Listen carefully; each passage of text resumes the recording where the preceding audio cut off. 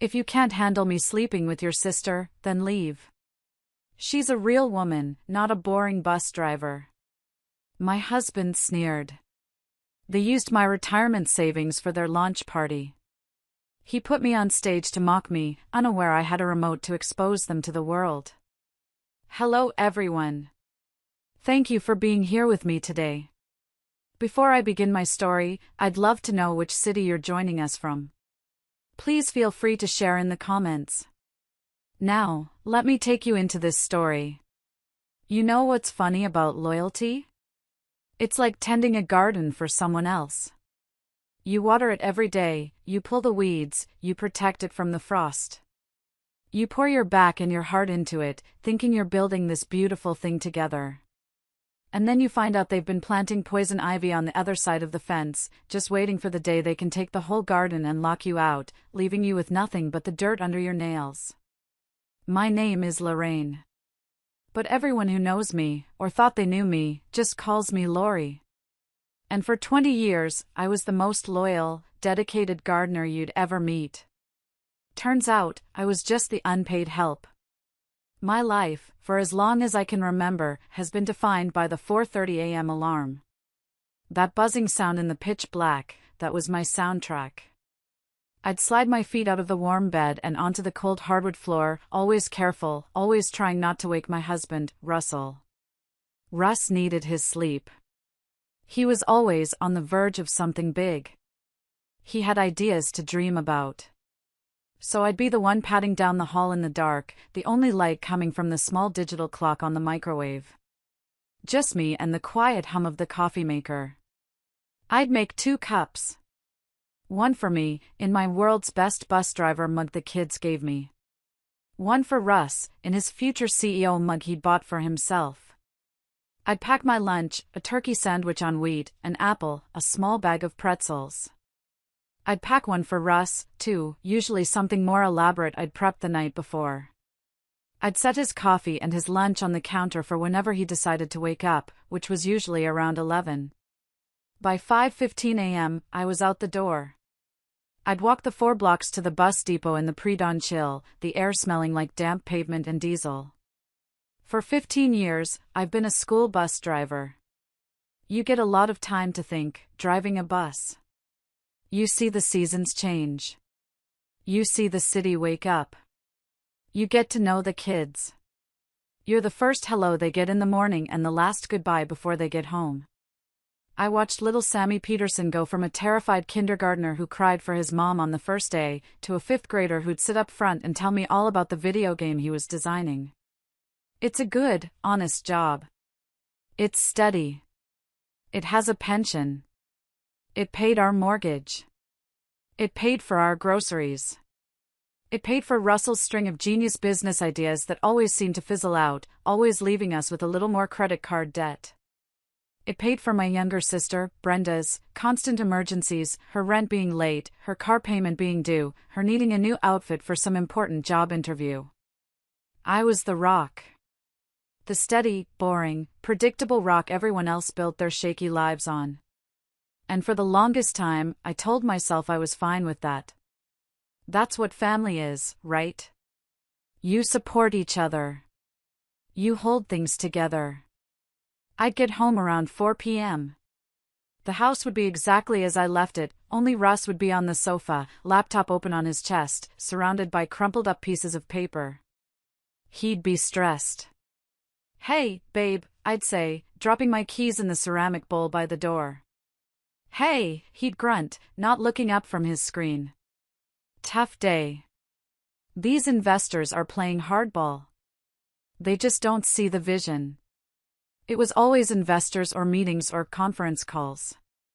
For the last 10 years, it had been a different vision every 6 months. There was the gourmet salsa company. The app for trading fantasy stocks. The real estate seminar he was going to host. Each one was going to be the big one. Each one just seemed to cost more in startup funds that came directly from my paycheck. And then there was Brenda. My baby sister. She was Brenda. All flash and sparkle, like a firecracker, and just as empty afterward. She'd stop by, always around dinner time, and drape herself over a kitchen chair, complaining about her dead-end receptionist job and her terrible boss. "Lori, you're so lucky," she'd sigh, twirling her salon blonde hair. "You and Russ have this great house. You have a career. You're stable. A career." She called driving a bus a career when she was about to ask for money. But I knew what they both really thought of it. I'd heard the whispers when they thought I was out of earshot. Just the bus driver. She's happy in her little world. Boring, dependable, simple Lori. I let them think it. I let them all think I was simple. Honestly, it was just easier that way. It kept the peace. It let me keep my secret. You see, there's a part of my life I never, ever talked about. Not to Russ. Not to Brenda. Not to a single soul in my current life. Before I was a bus driver, before I was Russell's long-suffering wife, I was Specialist Lorraine Morgan. United States Army, Intelligence and Security Command. It's hard to picture, I know. Me, in my faded blue school district polo, versus a 22-year-old woman in fatigues, sitting in a windowless room somewhere in a desert, staring at a bank of glowing green screens. My job wasn't kicking down doors. My job was to find the pattern in the noise. To listen to thousands of hours of static and satellite chatter, just to find the one single voice, the one word that mattered. To look at a mountain of data, financial transactions, shipping manifests, drone footage, and find the one tiny piece that didn't fit. It was a high-stress, high-stakes, soul-crushing job. And I was good at it. I was very good. When I got out, the civilian world felt overwhelmingly quiet. Too quiet. I met Russ at a friend's barbecue. He was loud and funny and full of life and big, crazy dreams. He was everything I wasn't. I fell for it. Hard. I wanted that normal life. I wanted a husband, a house, a simple job. So I became a bus driver. The routine, the steady hum of the engine, the simple, tangible responsibility of getting kids from point A to point B, it was a kind of meditation. It was my escape from the person I used to be. But that part of my brain, the part that looks for patterns, the part that analyzes threats, it never really turned off. And back in 2013, it saw a new pattern. It was a little piece of code, a digital currency everyone on the news was laughing at. Bitcoin. My training kicked in. I read the white papers. I saw the structure. I saw the potential. This wasn't a gamble, it was a long-term strategic investment in a new kind of system. So, while Russ was trying to launch his gourmet-to-go salsa delivery service, I was taking a small piece of my salary, my stupid bus driver money, every single payday, and I was buying crypto. Bitcoin. Then a little Ethereum. Then a few others I'd researched. I did it just like I used to run an operation, with discipline, patience, and absolute secrecy. While Russ was sleeping in until noon, I was up at 4:30 a.m., checking the global markets before heading to the depot. While he and Brenda were mocking my boring life, that life was funding a silent, digital revolution in my name. By this year, my simple life had a very complicated secret. A secure, encrypted, cold storage ledger that read $4.2 million. I didn't tell a soul. What was I going to say? Oh, by the way, honey, while you were losing another $5,000 on that executive coffee mug idea, I've become a multi-millionaire driving kids to and from elementary school? I knew what that would do to his fragile pride. I knew he'd want to invest it. He'd want to manage it for me. I knew it would be gone in 6 months. So I kept my secret. I drove my bus. I paid the mortgage. I listened to their plans. And I let them think I was simple. That was my biggest mistake. Not having the money, but letting them believe I was stupid. The change, when it came, was slow at first. So slow, I almost convinced myself I was just being paranoid. That I was just tired and projecting. It started with the whispers. I'd come home from my afternoon route, and Russ and Brenda would be huddled at the kitchen table, laptops open, talking in low, excited voices. The second my keys hit the ceramic bowl, they'd go silent. "What's up?" I'd ask, pulling my lunchbox from my bag. "Oh, nothing," Brenda would say, a little too brightly, her smile a little too wide. "Just talking about the new project. It's huge, Lori. Russ is just a genius. This is the one, I can feel it." Russ would just smile, that smug little smile he got when he was proud of himself. "It's big, babe. Really big. You won't have to drive that bus much longer. We're going to be set." "That's great, honey," I'd say, forcing a smile. Then came the little gifts. Russ, who hadn't bought me flowers in 5 years, suddenly started being thoughtful. But the thoughtfulness was off. He'd bring home my favorite ice cream, only it was rum raisin, which I've always hated. Brenda loved rum raisin. He'd make dinner, a rare event, but it would be some complicated pasta dish with shrimp and pesto, which Brenda had posted on her Instagram feed just last week. I chalked it up to them being excited about the new project. I was the financial rock, so of course they were being nice to me. They were buttering me up for something. But the real red flag, the one that made that little analyst in the back of my head sit up straight, was the perfume. Brenda came over for our weekly Sunday dinner. She was wearing a new dress, a silk one, a little too tight, a little too expensive for her receptionist's salary. And she was wearing a new perfume. It was heavy, musky. Sandalwood and vanilla. It was the kind of perfume that enters a room before the person does. "Wow, new perfume, Bren?" I asked, stirring the spaghetti sauce. "Oh, this," she said, flipping her hair back. "It's called Obsession. I got it at an outlet. Practically a steal. You like it?" "It's strong," I said. I nodded, but my mind was clicking. Outlet. Steal. I had been at Macy's with a friend last month. I'd smelled that exact perfume. It was $90 a bottle. Brenda was the person who borrowed $20 for gas and forgot to pay it back. She wasn't buying $90 perfume. 3 days later, I was doing laundry. The chore I hated most. I picked up Russ's work shirt from the day before, one of his investor meeting shirts. I was checking the pockets, and I brought it to my face to see if it needed pre-treating. And there it was. Faint, but unmistakable. Sandalwood and vanilla. My blood went cold. I felt it, a literal drop in my body temperature. I stood there in the laundry room, the smell of bleach and detergent mixing with the smell of his betrayal. But I'm a professional. I don't act on one piece of intel. I needed confirmation.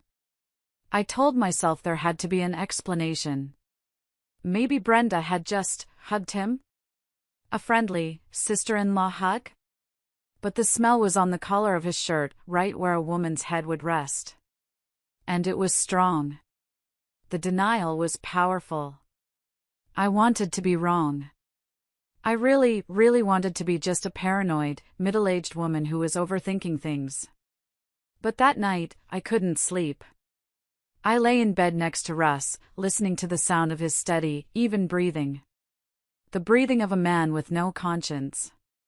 That little voice in my head, the specialist, the one I'd suppressed for 15 years, was wide awake. And she was telling me, "They think you're asleep. It's time to wake up." The next step was to check the financials. It was the oldest move in the book. It never fails. Follow the money. I had always handled the household accounts, paid all the bills. Russ had a supplementary credit card from our joint account for emergencies and business expenses. He was supposed to give me the receipts.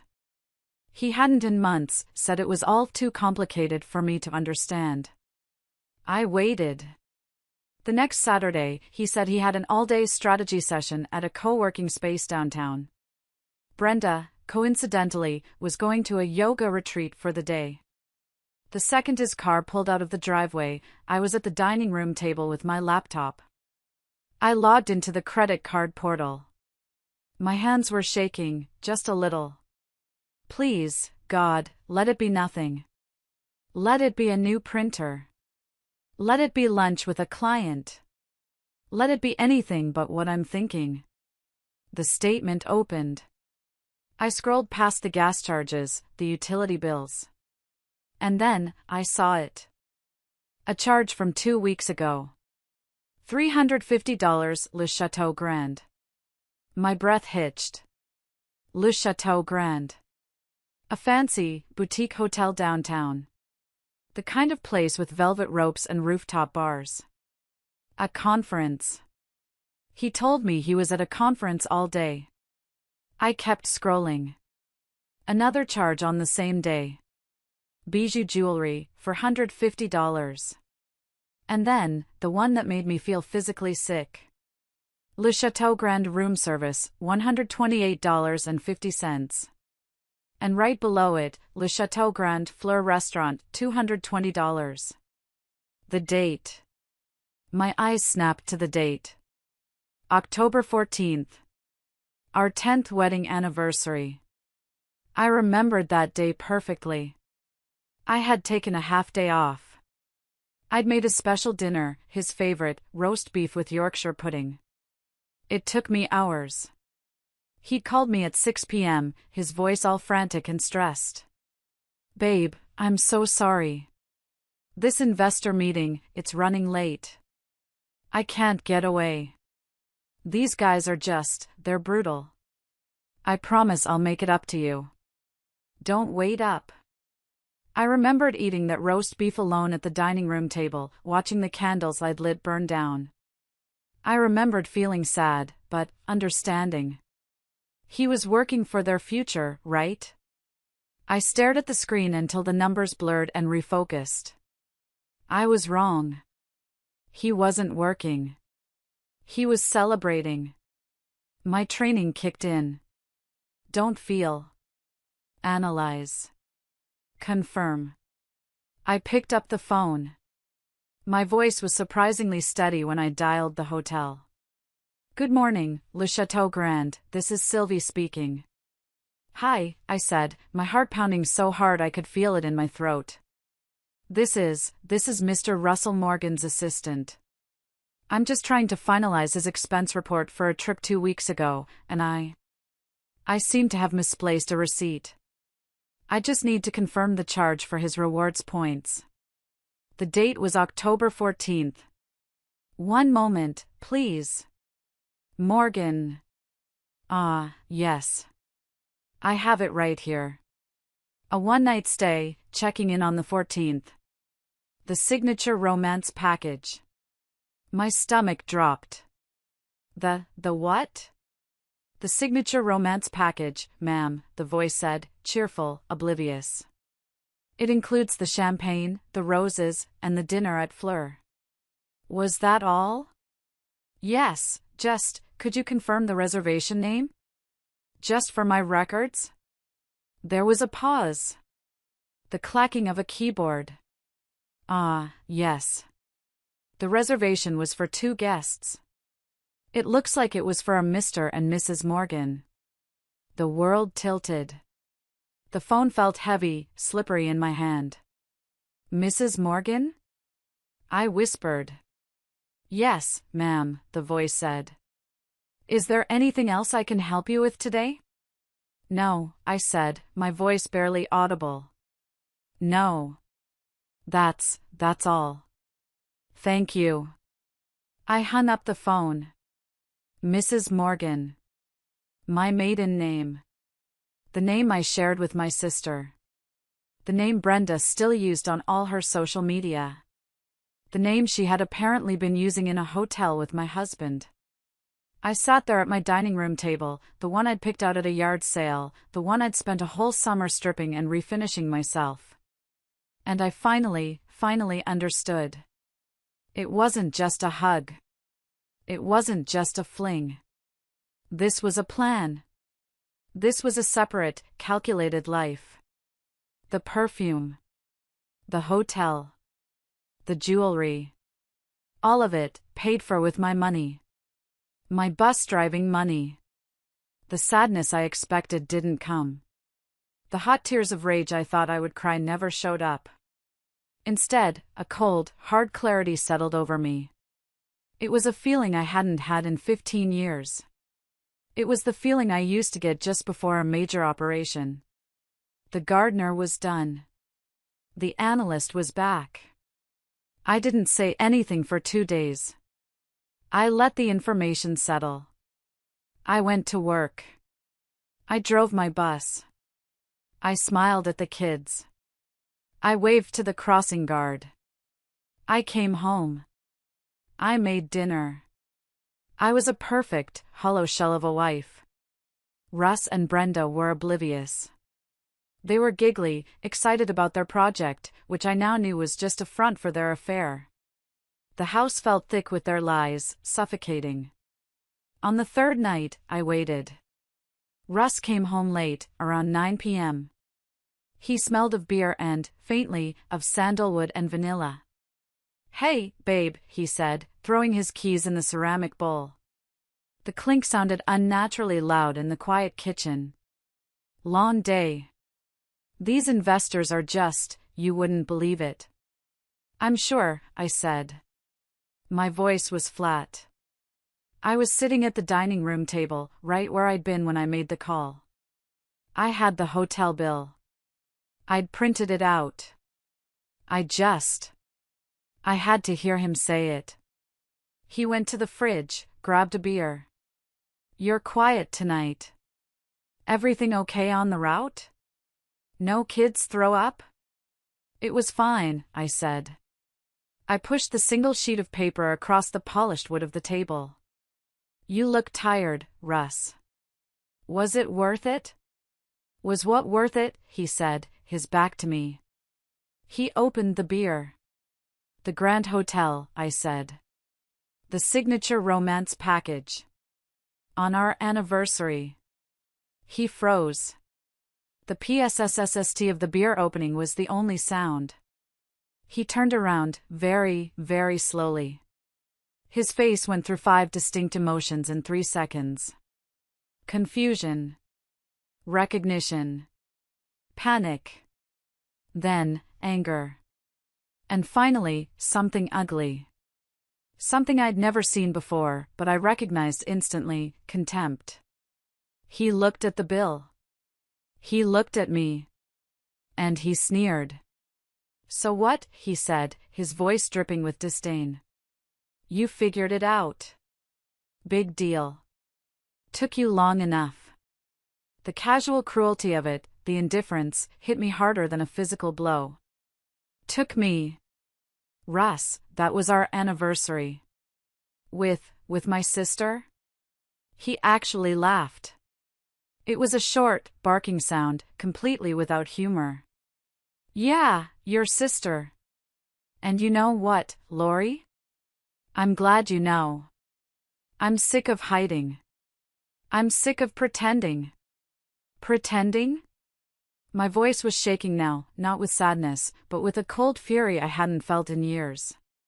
"Yeah, pretending," he yelled, finally dropping the mask, his face turning red. "Pretending to be married to a boring woman in a stupid uniform. Pretending to be interested in your stories about traffic and annoying kids. You think this is a life? This isn't a life, Lori. It's a prison. And I'm done." I just stared at him. The man I had loved. The man I had supported, sacrificed for. Brenda. "Brenda gets it," he spat, his face twisted. "She's alive. She's ambitious. She's beautiful. She's a real woman. Not someone who's content to be stuck behind the wheel of some stupid bus smelling like disinfectant all day." He took a step toward me, his eyes blazing, jabbing his finger at me. "So, yeah. I'm sleeping with your sister. And you know what? If you can't handle it, then leave. Because we're done here. We've been done for a long time. He stood there, panting, chest heaving. He was waiting for me to break. He was waiting for the tears, the screaming, the begging. He was expecting the gardener. He wasn't prepared for the analyst. I didn't cry. I didn't scream. I just looked at him, my expression completely blank. The cold, hard clarity was back, sharp as a razor. Okay, I said. Just one word. Okay. The look on his face, it was almost funny. He was baffled. This wasn't in his script. Okay? That's all you've got? Okay? Yes, I said. I stood up from the table. I picked up my keys from the ceramic bowl by the door. Thank you for being so honest, Russ. It's clarifying. I walked to the door. Where are you going? He yelled after me, his voice suddenly laced with panic. This was not the plan. Lori! Get back here. You can't just walk out. I opened the front door, the door to the house I paid for. Watch me, I said. I walked out. I got in my car. I drove to a cheap motel off the highway, the kind with a flickering vacancy sign. And I didn't look back. The war had begun. I sat on the stiff, polyester comforter of the motel bed. The room smelled like stale smoke and industrial cleaner. It was awful. And I felt calm. I didn't cry. I didn't rage. My mind was working. Fast. The first 10 years of my adult life, I was trained to handle betrayal. On a global scale, sure, but the principles were the same. 1. Assess the threat. 2. Gather intel. 3. Formulate a response. The threat was clear, Russ and Brenda. They weren't just cheating. They were conspiring. That big project wasn't a dream, it was a scam. And I was the target. My 401k, my savings, the equity in my house. They were planning to take it all. I needed intel. I couldn't do this alone. I needed someone outside the wire. I pulled my old go bag from the trunk of my car. At the bottom, under a first aid kit and a wad of cash, was my old burner phone, the kind from before smartphones. I kept it charged for emergencies. I opened the back and took out a hidden compartment in my wallet, pulling out a faded SIM card. I swapped it in, and the phone booted up with a simple green screen. One number in the contact list. Sarge. I took a deep breath and dialed. It rang 3 times, then a click. This is Frank, a gravelly voice answered. Sarge? I said. It's Specialist Morgan. Lorraine. There was a heavy pause on the other end. Lori? Well, I'll be damned. It's been, 10 years? Everything okay? You're using the old comms channel. This isn't a social call. I have a domestic situation, Frank, I said, my voice all business. A hostile internal threat. I need intel, and I need it clean. Frank, Sarge, was my former CO. He was a signals intelligence genius who now ran a very private, very expensive cybersecurity firm in Chicago. He was the best I'd ever known. And he owed me one. I'd taken the fall for a data entry error back in '08, a nothing mistake that would have cost him his promotion. I sat through a 2-day inquiry and never said his name. He knew. Domestic, he grunted. Lori, you call me on a secure line for a cheating husband? I wish it were that simple, Sarge, I said. This involves conspiracy, financial fraud, and they're planning to steal a significant amount of money. My money. All of it. Another pause. Longer this time. Okay, he said, his tone shifting. All business. He was in. What do you need? They're sloppy, I said. They're arrogant. They think I'm a simpleton. They're using our home Wi-Fi for everything. They're probably using the same password for all their accounts. I need access to their cloud drives, their text logs, their email. I need to know what the big project really is, and how far along they are. And you? Frank asked. What's your current status? I've evacuated to a secure location, I said, looking around the grimy motel room. I'm compromised but operational. Frank actually chuckled, a sound like rocks grinding together in a bag. Atta girl.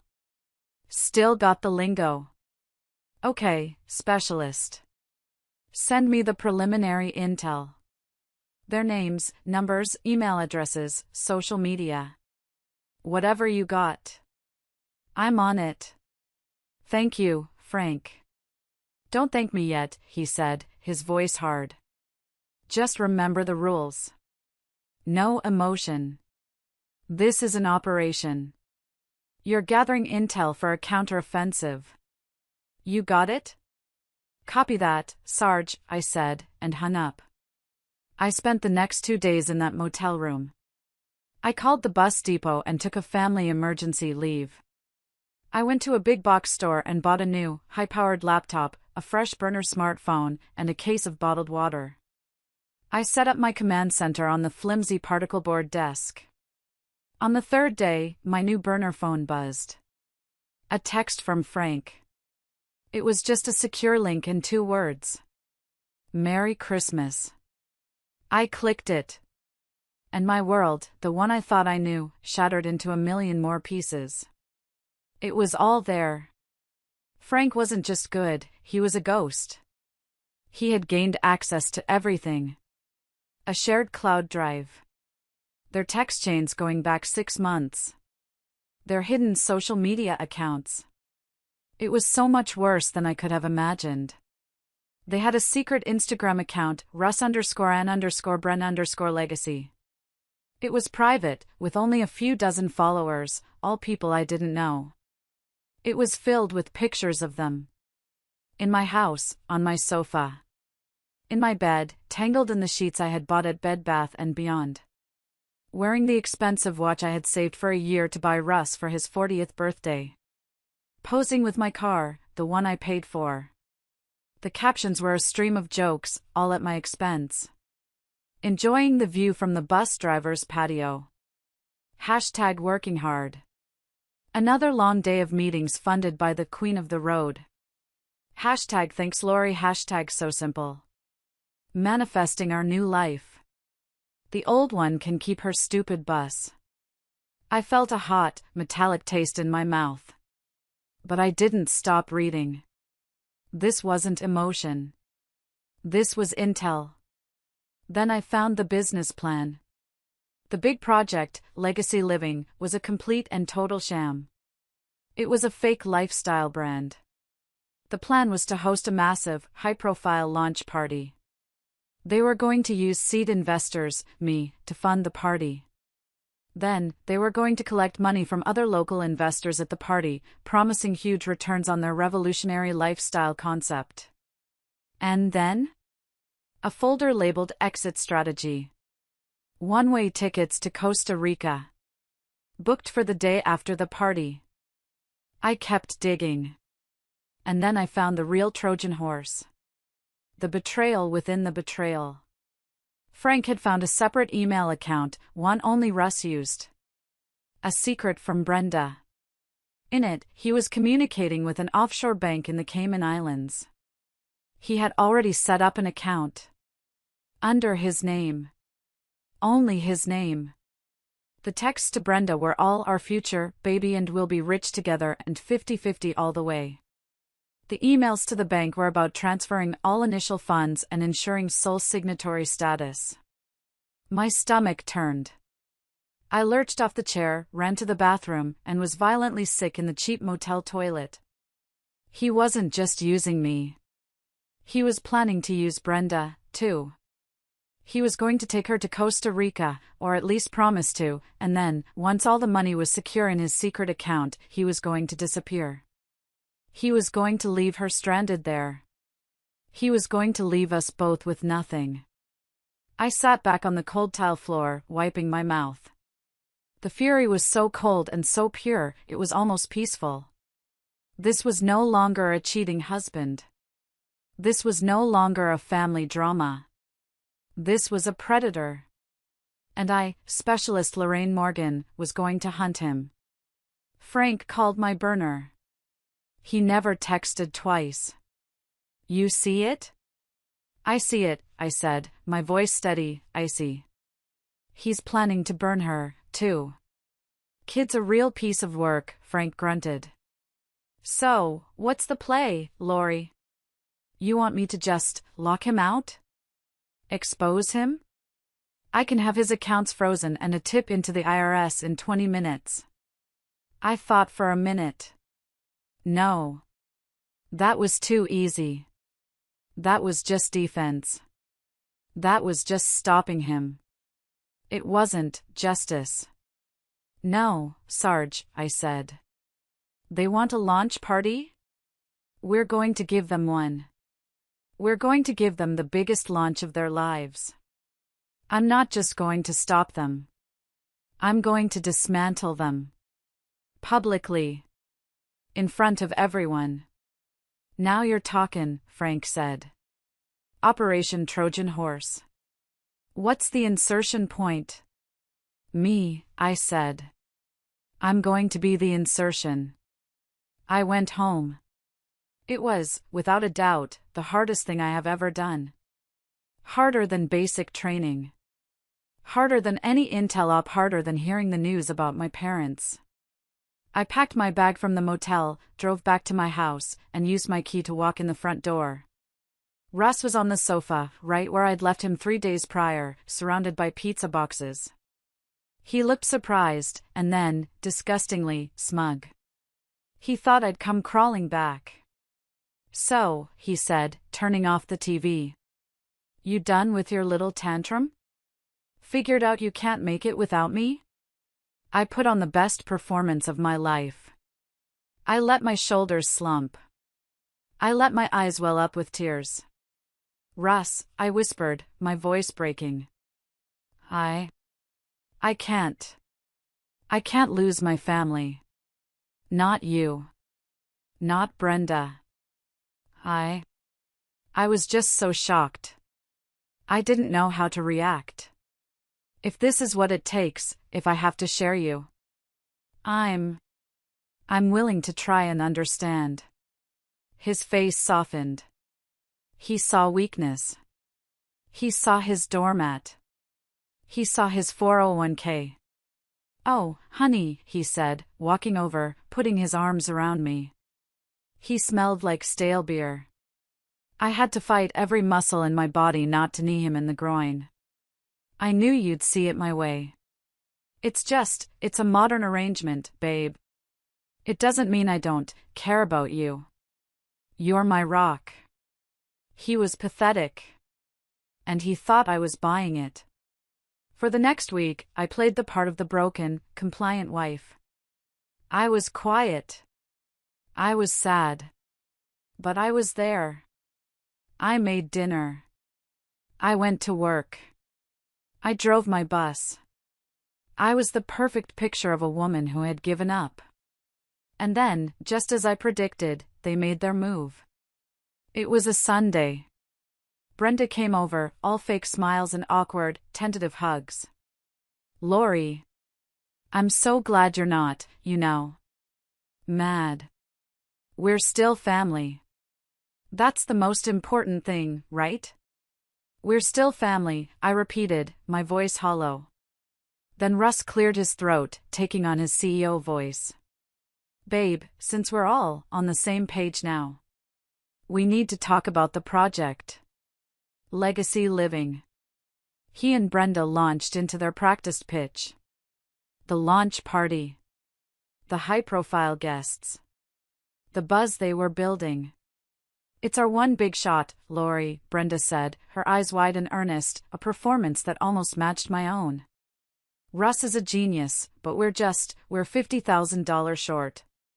Just to secure the grand ballroom at the Oakhurst Hotel and pay the deposits for the caterers. It's the last hurdle. $50,000? I said, widening my eyes, pretending to be shocked. Russ, that's my entire 401k. That's my retirement.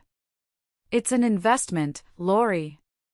Russ said, grabbing my hand. His was clammy. An investment in us. In our future. So you can finally quit that stupid bus job and we can all be successful together. All three of us. We can all be successful together. The lie was so thick, I could barely breathe. I pretended to be conflicted. I paced the kitchen. I wrung my hands. I looked at Russ. I looked at Brenda. They were watching me, like two wolves watching a lamb, barely concealing their hunger.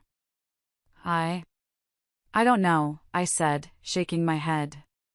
It's everything I have. Please, Lori, Brenda whispered, grabbing my other hand. Don't you want this for us? Don't you want to be part of it? We can't do it without you. I looked at them, my two betrayers.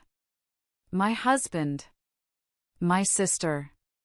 Okay, I said, letting out a long, defeated sigh. I'll do it. I'll liquidate the 401k. I'll transfer the money. But I have one condition. Russ and Brenda visibly relaxed, sharing a quick, triumphant glance. Anything, babe. Name it, Russ said, magnanimous in his victory. If I'm investing, if I'm risking my entire retirement, I said, looking him in the eye. I want to be acknowledged. At the party. I want to stand on that stage with you. I want you to tell everyone that I'm a partner. That I made this possible. Russ and Brenda looked at each other. I could see the wheels turning. A public acknowledgement would make me, the victim, look complicit. It would tie my name to their scam. It was perfect for them. Honey, Russ said, beaming, pulling me into a hug that made my skin crawl. That's the least we can do. You're not just a partner, Lori. You're the guest of honor. The next 3 weeks were a blur of fake enthusiasm. I sat through endless, agonizing meetings about floral arrangements and curated playlists. I nodded along as Brenda debated between champagne gold and rose gold tablecloths, all while knowing my retirement money was paying for it. Russ was ecstatic. The $50,000 hit his legacy living account, and he was suddenly a big-shot CEO. He was on the phone constantly, booking speakers, inviting local influencers. He and Brenda were never home, always at the venue or meeting with vendors or schmoozing investors. Which was perfect. It gave me and Frank all the time we needed. 2 days before the event, I told Russ I wanted to see the venue set up. I'm just so nervous, honey, I said, putting a tremble in my voice. It's so much money. I want to see where it's all going. Of course, babe, he said, patting my hand. You deserve to.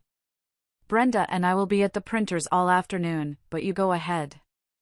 The manager, Cynthia, is expecting you. Tell her you're with me. Frank was waiting in the parking lot of the Oakhurst Hotel. He was wearing a navy blue polo shirt with a fake Oakhurst IT logo he'd printed himself. He was carrying a standard technician's toolbox. Specialist, he grunted, giving me a nod. Sarge, I said. Showtime. We walked in. The grand ballroom was massive, all crystal chandeliers and heavy velvet curtains. A few hotel staff were setting up tables, but it was mostly empty. I found the event manager, a flustered woman named Cynthia, who was yelling at a vendor about ice sculptures. Hi, Cynthia? I'm Lorraine Morgan, Mr. Morgan's wife. We're the Legacy Living event? Oh, yes, Mrs. Morgan. A pleasure, she said, her smile not quite reaching her eyes. I proceeded to spend the next 30 minutes driving Cynthia completely insane. Are you sure these tablecloths are rose gold? They look more salmon to me. Brenda was very specific about rose gold. The lighting over table 12 seems a little dim. My mother-in-law will be there, she needs to see her food. Can we check the wattage on that bulb? What about the gluten-free options? Are they prepared in a separate kitchen? Because my sister Brenda has a very sensitive, well, everything. I need to see the kitchen protocols. While I had Cynthia completely occupied, guiding her on a painstaking tour of the kitchen's celiac protocols, Frank slipped into the AV booth at the back of the ballroom. He was in, toolbox open, in under 30 seconds. He plugged his laptop into their main server, uploaded his package, and then seamlessly blended back out, nodding to a real hotel worker as he left. He was back in the car, engine running, by the time I finally approved the salmon-colored tablecloths. I got in the passenger seat, my heart hammering against my ribs. Is it done? Package is live, Frank said. It's nested inside their official presentation file. It's set to autoplay after their main video. They won't see it until it's too late. But, Lori, I changed my mind. It's not automated. What do you mean? I asked, my blood running cold. He handed me a small, black device. It looked like a car key fob, with one simple, unmarked button. It's a remote trigger. It's tied to my server. The video is queued up, but it won't play until you press this button. I can't do it. It has to be you. You have to be in the room, and you have to give the final go order. I stared at the button. All that power, all that destruction, in the palm of my hand. They're going to put you on stage, Lori, Frank said, his voice serious. They're going to use you as a prop. They're going to humiliate you one last time. You have to be ready. I closed my hand around the fob. It was solid and cool. I'll be ready. The night of the gala arrived. I've never seen so much fake gold in one room. Legacy Living was spelled out in giant, glittering letters above the stage. The music was terrible, some kind of generic inspirational techno beat. And the champagne, I noted with a grim smile, was the cheapest sparkling wine they sell at the grocery store, served in plastic flutes. Russ and Brenda, however, looked like they were attending the Oscars. Russ was in a rented tuxedo that was just a little too tight, pulling at the collar, his face shiny with sweat and excitement. Brenda was poured into a glittering, backless red dress that left nothing to the imagination. They were the king and queen of this trash heap. I wore a simple, sleeveless black dress. My boring Lori uniform, just a little nicer. I had my hair in a simple bun. I wanted to be invisible. I wanted to be the background. I held a small black purse. Inside, my hand was wrapped around the remote trigger. The room was full. Russ, I had to give him credit, was a good salesman. He had managed to sell about 100 tickets. Local business owners, dentists, real estate agents, and a lot of Brenda's influencer friends. They were all there, eating mediocre shrimp puffs, ready to be scammed, ready to invest in a legacy. Russ and Brenda finally took the stage to a round of scattered, polite applause. Thank you. Thank you. Russ beamed, grabbing the microphone, causing a burst of feedback. Welcome to the future. Welcome to Legacy Living. He went on for 10 minutes. It was a river of buzzwords he'd learned from a bad business seminar. Synergy. Proactive. Lifestyle architecture. Building your legacy. It was complete and utter nonsense, but he said it with so much passion, so much fake sincerity, people were actually nodding along. Brenda took over, her voice breathy, talking about living your truth and manifesting your destiny and our curated brand journey. It was all I could do not to throw up. Then, Russ's voice dropped, becoming sincere. He put his arm around Brenda.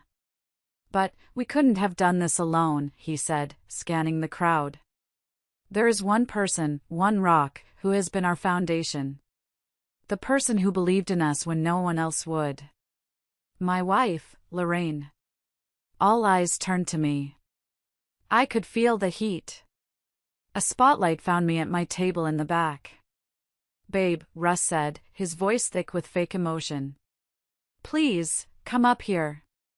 Let everyone see the woman who made this all possible. I walked toward the stage, my legs feeling like cement. The applause was polite. I kept my head down, playing the part of the shy, supportive, simple wife.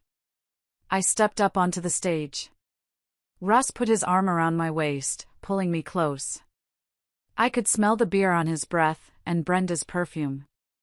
Brenda stood on his other side, beaming, tears in her eyes. The three of us, the happy, modern family. This woman, Russ said, raising his glass to me, is the definition of loyalty. The definition of support. Our partner. Our rock. And then, he leaned in, as if to kiss my temple. He shielded his mouth from the audience and whispered, his voice a hot, venomous hiss, just for me to hear. Thank you for your stupidity. This is our new beginning. You can go sit down now. That was it. That was the final nail. The last flicker of doubt, the last shred of mercy in my heart, vanished. He turned back to the crowd, his arms still around me, holding me in place. And now, a short video to show you what legacy living is really all about. He and Brenda turned, smiling proudly, to face the giant screen. The lights in the ballroom dimmed. I stood there, trapped between them. And I pressed the button. For the first 5 seconds, the video was exactly what they expected. The tacky Legacy Living logo, spinning in cheap 3D, with more of that awful techno music. Russ and Brenda were smiling, nodding at the screen, nudging each other. Then, a hard static cut. The music stopped. The screen went black. A new sound filled the ballroom. A recording. My voice. Quiet, shaking. Russ, that was our anniversary. With my sister? Russ's smile froze. His hand on my waist tightened like a vice. Then, his voice, loud and clear, booming through the ballroom speaker system, yeah, your sister. And you know what, Lori? I'm glad you know. I'm sick of hiding. A collective, sharp gasp went through the crowd. Russ whipped his head toward the AV booth, his face turning a deep, blotchy red. Brenda's hand flew to her mouth, her eyes wide with terror. The screen lit up again. This time, with text messages. Brenda, she's so boring. Does she ever shut up about those stupid kids on her bus? Is she gone yet? Russ, just keep her happy. We need her 401k. Then we're free. Just play along, baby. More pictures. Them, in my house, on my sofa. Them, in my bed, tangled in the sheets I had bought. Them, toasting champagne, wearing the watch I bought him. Brenda's face crumpled. Russ, she whispered, tugging on his arm, her voice frantic. Russ, make it stop. Make it stop. But it didn't stop. The screen cut to the exit strategy folder. The one-way tickets to Costa Rica, with their names, plain as day. Then, the final, devastating blow. The betrayal within the betrayal. The screen showed Russ's secret email to the Cayman Islands Bank. The request for sole signatory status. The plan to cut Brenda out. Brenda looked at the screen. She looked at Russ. The look on her face wasn't just horror. It was a new, deeper betrayal. She finally understood. He was playing her, too. Russ, she whimpered, her voice cracking. What is that? The audio kicked back in. The grand finale. Russ's voice, booming through the room, filled with pure, unadulterated contempt.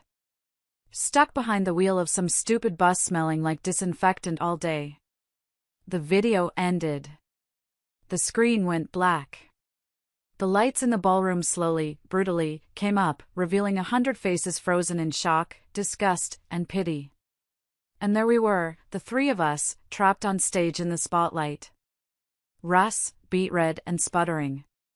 Brenda, a mask of tears and ruined makeup. And me. That silence, it was the loudest sound I had ever heard.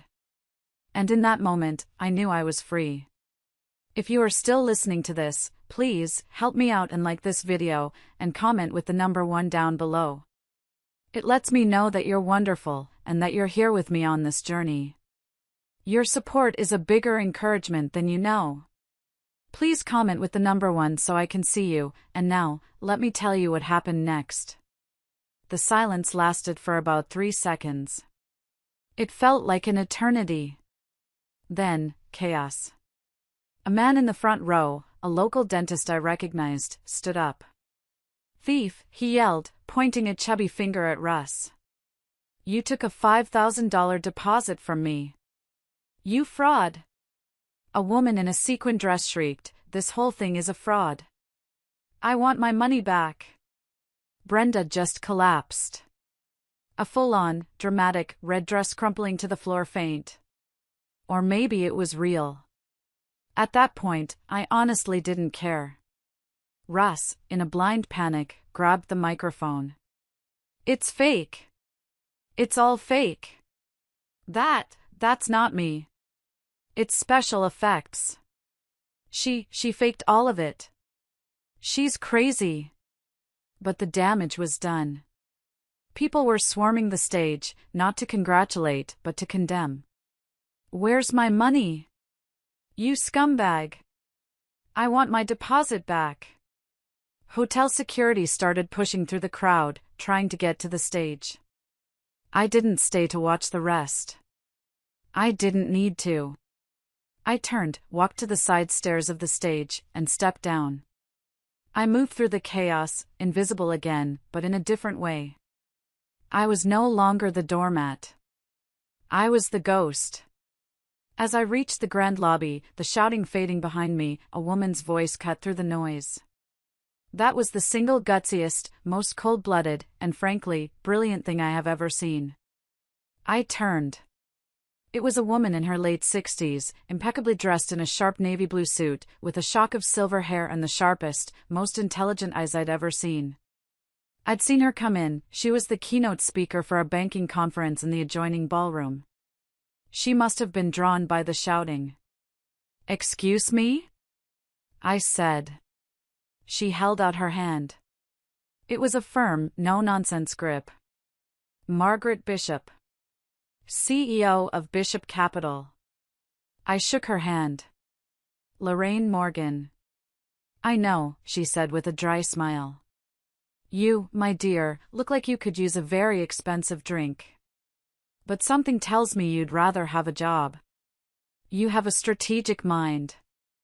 I can spot one a mile away." She pulled a heavy, cream-colored card from her suit pocket. It just had her name and a private number. "My assistant will call you. We're having lunch." She didn't wait for an answer. She just nodded, turned on her heel, and walked away. I looked at the card. Margaret Bishop, CEO.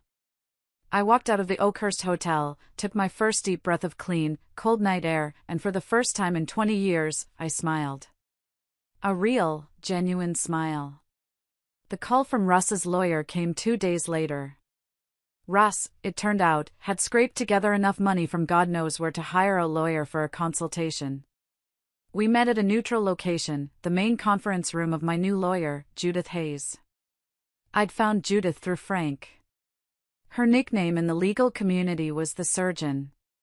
She was known for being precise, expensive, and leaving no survivors. Russ and his lawyer, a slick, cheap-suited guy named Jerry, walked in with a lot of bluster. My client is the victim here, Ms. Hayes, Jerry started, puffing out his chest before he was even fully seated. His reputation has been irreparably damaged. His life's work, his legacy, destroyed by your client's malicious performance.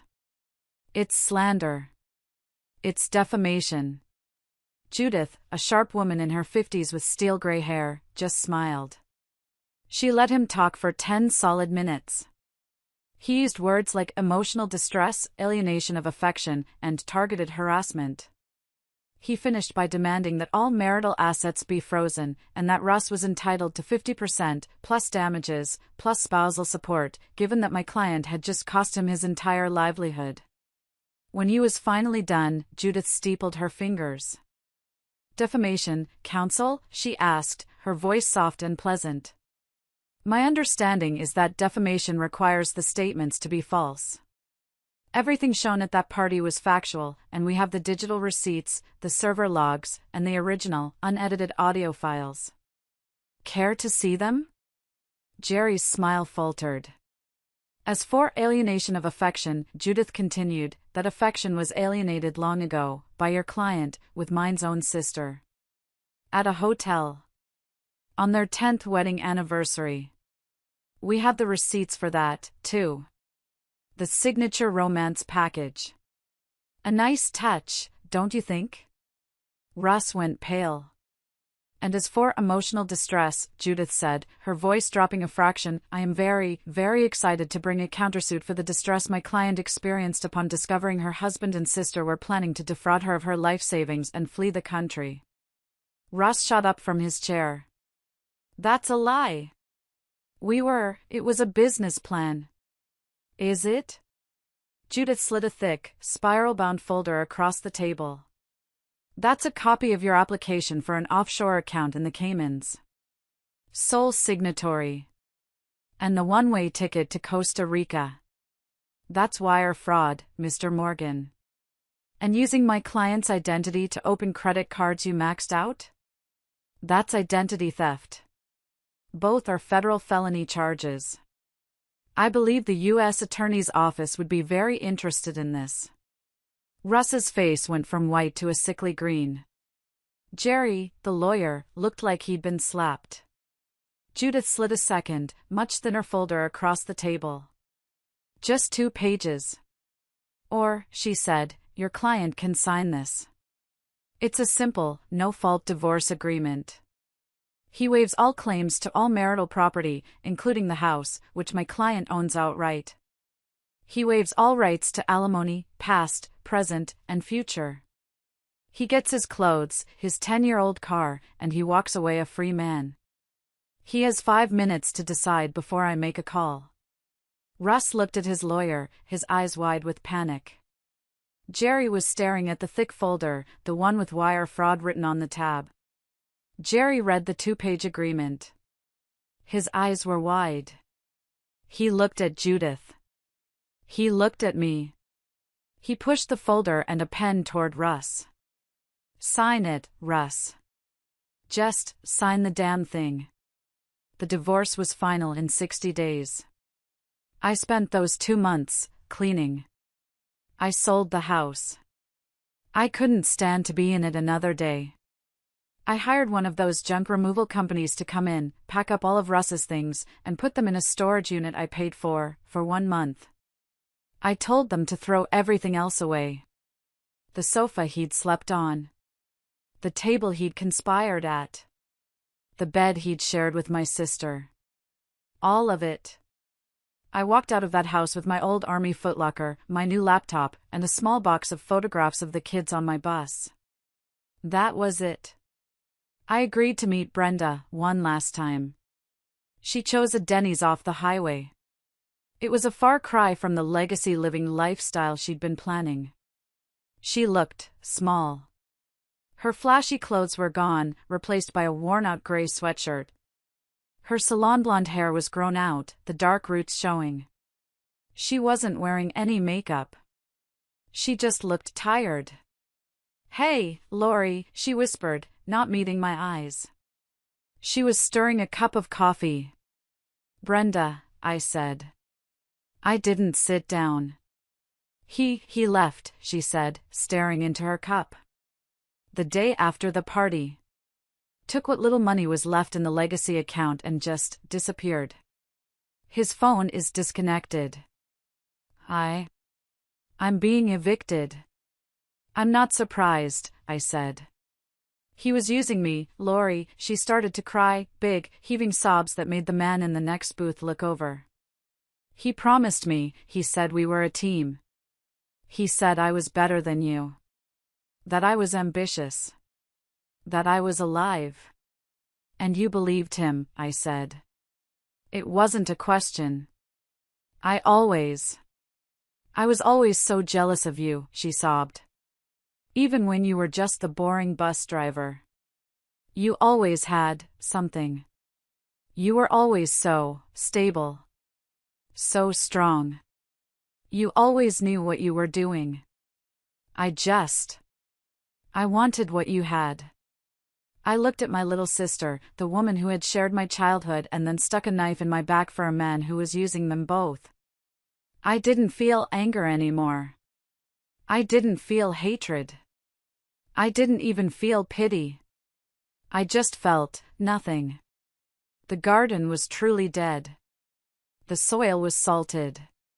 He used us both, Brenda, I said, my voice quiet. The difference is, I knew who I was. You never did.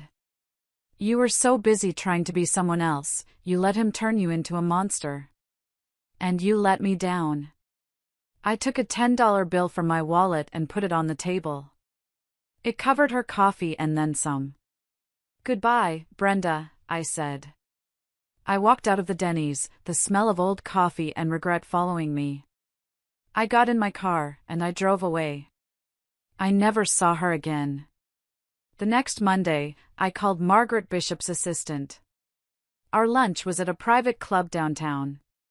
The kind of place with dark wood, old paintings, and waiters who never wrote anything down.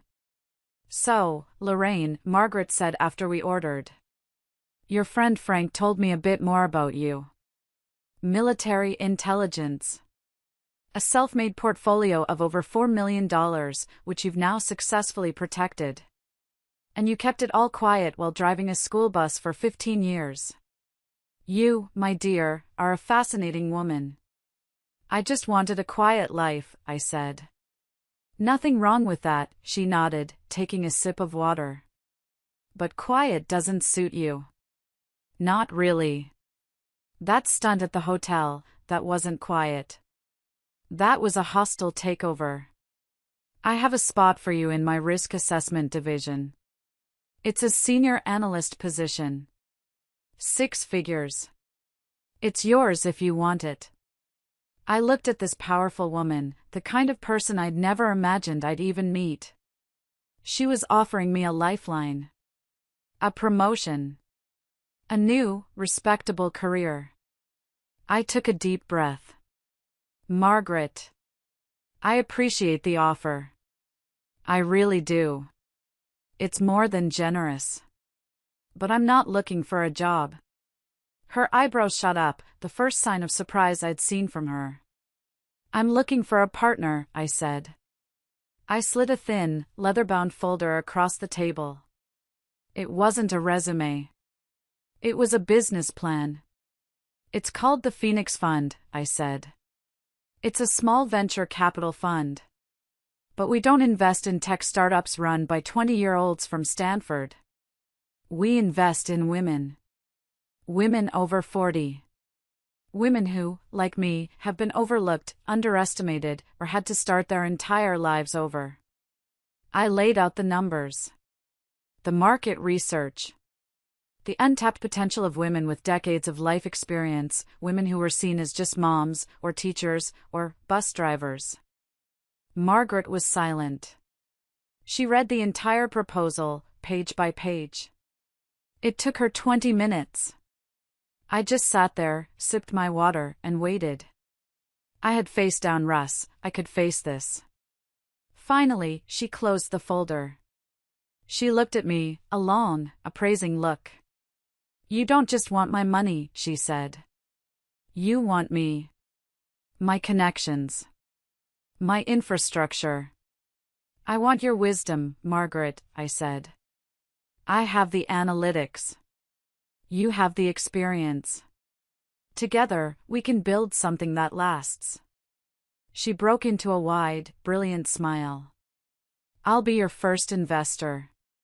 And your first board member. But on one condition. What's that? We start tomorrow. And your friend Frank is your head of security and IT.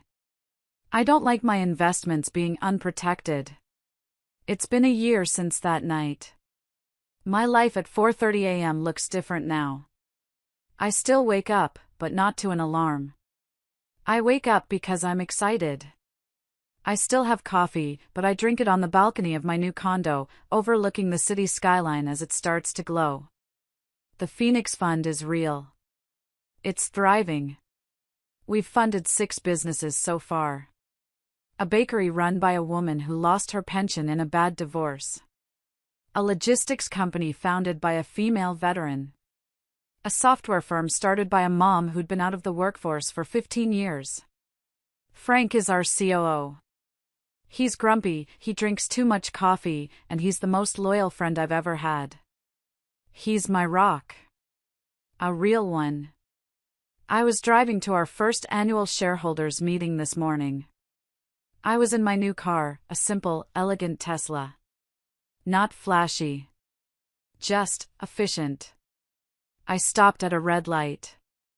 And right next to me, a big, yellow school bus pulled up. The doors hissed open. The little stop sign folded out. I watched as a young mom, struggling with a stroller and another toddler, helped her son get on the bus. The bus driver, a woman about my age, with kind eyes and a patient smile, leaned out. She said something to the little boy that made him laugh. She gave the mom a reassuring nod. She looked over at me, sitting in my fancy car. We made eye contact. And we just nodded.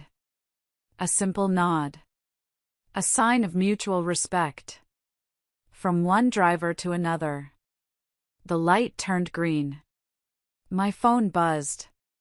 It was a text from the woman who started the bakery. It was just a picture of her storefront, with a line of customers stretching around the block. The text just said, "Thank you, Lori. You gave me a second chance." I smiled. Not the cold smile of revenge. Not the sad smile of the past. A real one. I put the car in gear and drove forward. I didn't look back. Thank you for listening to my story. It's been a lot. And I'm just so grateful to be where I am now.